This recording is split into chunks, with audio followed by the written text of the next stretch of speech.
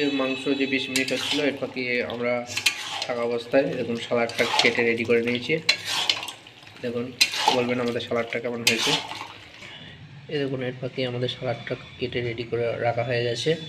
দেখুন, একটা টমেটো, একটা পেঁয়াজ, একটা গাজর, একটা শসা আর একটা লেবু, পাতি লেবু নেওয়া হয়েছে, ওটাকে 3 টুকরা করা হয়েছে। আর 3টা কাঁচা লঙ্কা নেওয়া হয়েছে। যার ভালো লাগবে সে কাঁচা লঙ্কা খাবে, নয়তো ওটাকে খাবে না। আর বাকিগুলো তো সবারই পছন্দের জিনিস। ও দেখুন কত সুন্দর হয়েছে আমাদের মাংসটা, ইয়ারে ফুটছে। বাষ্পর জন্য খুব একটা ভালো পরিষ্কার বোঝা যাচ্ছে না। দেখুন আমাদের ঝুলনবাবু নাড়বে, তাহলে বুঝতে পারবেন যে ইয়ারে হয়েছে মাংসটা। আর এটা লবণ টেস্ট করে নেবে এখানে, এখনো লবণটা টেস্ট করা হয়নি পর্যাপ্ত পরিমাণে হয়েছে কিনা।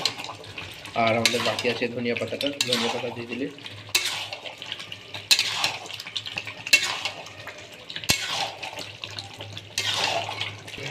দেখুন ইয়ারে আমাদের দেশি মুরগির মাংস ফুটছে। ও খুব সুন্দর একটা কালার এসছে, কিন্তু আমাদের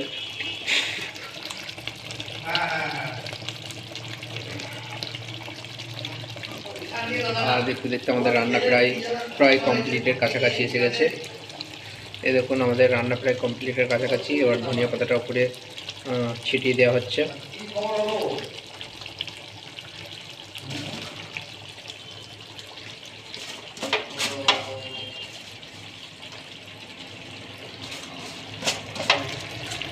মানে পাতাটা মাংসের উপরে ছিটিয়ে দেওয়া হয়েছে।